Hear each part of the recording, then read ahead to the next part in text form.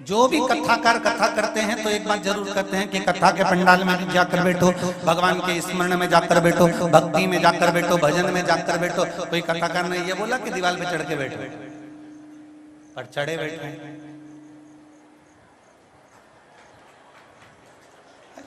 ये बोले आधे इधर चढ़े, आधे उधर चढ़े, दो वो बैठे सामने।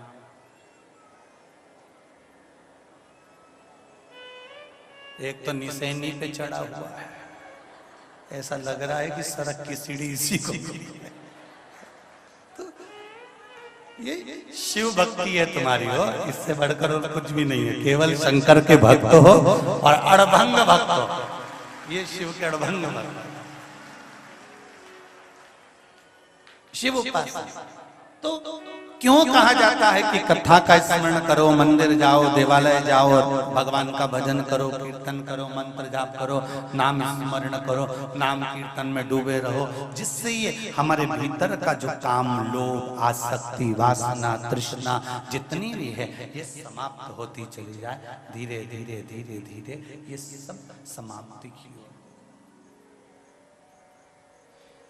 ऐसी रंगो गुरुदेव चुनर मेरी, ऐसी रंगो गुरुदेव। राम लक्ष्मण भरत शत्रुघ्न हनुमत मेरी चुनर में, राम लक्ष्मण भरत शत्रुघ्न हनुमत मेरी चुनर में। सरयू जैसी लहरा पाड़े ऐसी रंगो गुरुदेव चुनर मेरी, ऐसी रंगो गुरुदेव। भगवान सतगुरु अगर कहते हैं तो इतना जरूर कहते हैं कि इस हृदय को, इस चित्त को, इस मन को भगवान की भक्ति में लगा कर रखिए, परमात्मा की ओर इस मन को बिठा कर रखिए। ना जाने कितने कितने कितने मेल साफ होते चले जाएंगे, ना जाने कितने मेल धुलते चले जाएंगे। नारद जी कल कथा चल रही थी, उसमें गणेश जी महाराज ने माता पार्वती से 3 प्रश्न करे थे। नारद शिव महापुराण की कथा में श्री सेलम की पहाड़ी पर मल्लिका अर्जुन की पावन धरा पर देव अधिदेव महादेव की उस पावन धरा पर गणेश जी महाराज ने माता पार्वती से 3 प्रश्न करे थे। उसमें एक प्रश्न का उत्तर आपको कल वर्णन करा था। दूसरा प्रश्न करा गया था कि घर और तीर्थ में क्या अंतर है। तो देवऋषि नारद की या दक्ष प्रजापति की कथा का स्मरण करिएगा।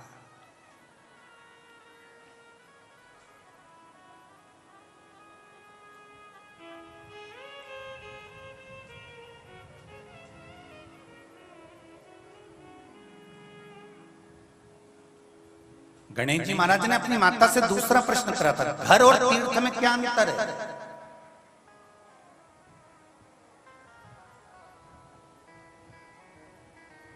क्या अंतर रहेगा घर और तीर्थ के अंतर्गत?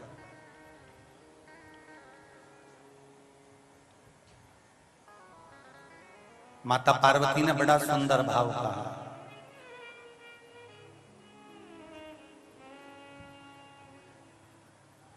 घर के अंदर रहकर गृहस्थ आश्रम में रहकर 24 घंटे में अगर एक बार भी भगवान का नाम निकल जाता है तो वो 1000 गुना फल दे जाता है। घर के अंदर रहकर 24 घंटे में भी अगर आप भगवान का नाम ले रहे हो, गृहस्थाश्रम में पढ़ने के बाद अगर आप भगवान का भजन कर रहे हो तो वो भी 1000 गुना फल दे रहा है।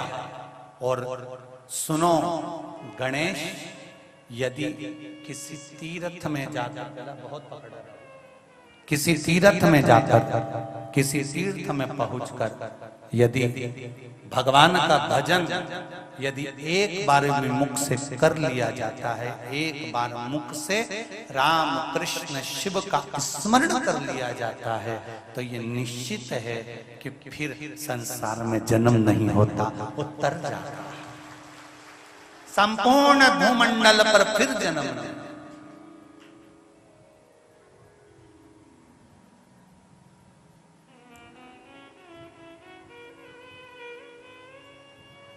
अब कितने किस्मत वाले हो भाई, सोनी परिवार, पाठक परिवार और जितने भी श्रोता भाई बहन यहाँ कथा श्रवण कर रहे हैं, घर पे जाके नजर उतरवा लेना अपनी अपनी हो कि बड़े किस्मत वाले हो। शिव महापुराण की कथा भी सुन रहे हो तो ऐसी जगह पर बैठकर सुन रहे हो और ऐसी जगह से सुन रहे हो जो 12 ज्योतिर्लिंग के मध्य विराजमान स्वयं सारे तीर्थों का केंद्र बिंदु, सारे तीर्थ का केंद्र बिंदु मानकर भगवान शिव की भक्ति में लीन हुआ।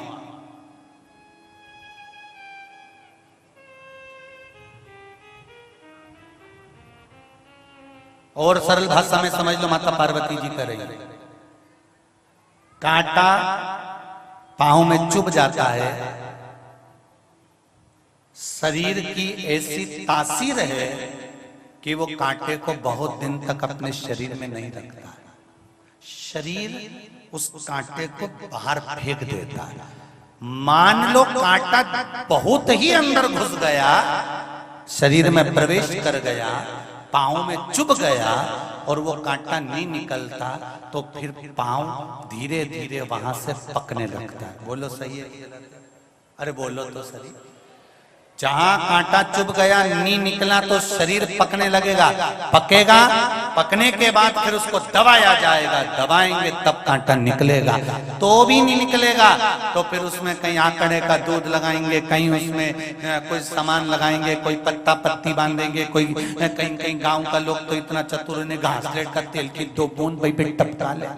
तो कैसे भी कर कर वो कांटे को निकाला जा सकता है। कई पट्टी बांधोगे, डॉक्टर कहेगा ये बांध लो, डॉक्टर कहेगा वो बांध लो, फिर पांव पकाएगा, पकाने के बाद उस कांटे को वहां मुंह बनाकर उस कांटे को निकाल दिया जाता है। शरीर में वो कांटा बहुत दिन तक नहीं रहता, शरीर की तासीर है कि वो कांटे को बाहर फेंक देता है।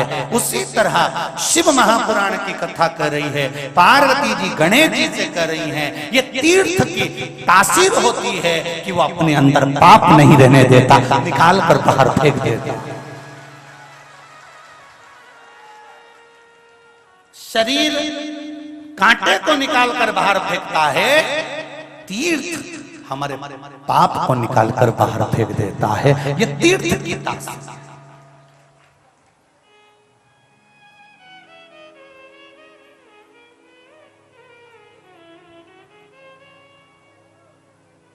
तुम जब कुबेरेश्वर धाम आओ ना और कोई तुमसे पूछे कहां जा रही है तो कुबेरेश्वर धाम का मत बोलना, ये कह देना भैया सारे तीर्थ तो मैं नहीं जा सकती, इसलिए कुबेरेश्वर धाम एक तीर्थ और है, वहां जाकर होकर आ जाती हूँ तो मेरा सारा तीर्थ एक बार में पूर्ण हो जाएगा। मैं नहीं जा सकती। तीर्थ में जाने पर उज्जैनी चले जाओ, ओंकारेश्वर चले जाओ, काशी चले जाओ, वृंदावन चले जाओ, सारे तीर्थों में अगर हम जाते हैं, तीर्थ में जाने का फल क्या है? तो तीर्थ में जाने का फल समझ लेना कि शरीर में कांटा चुभ गया तो एक ना एक दिन बाहर जरूर निकलेगा। हम तीर्थ तक पहुंच गए तो ये निश्चित हमारा पाप भी बाहर जरूर निकलेगा, ये निश्चितता है।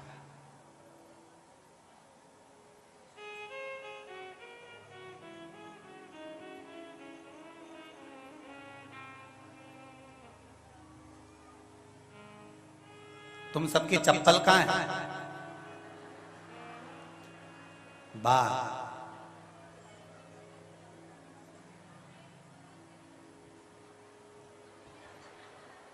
तुम्हारी चोरी चली गई?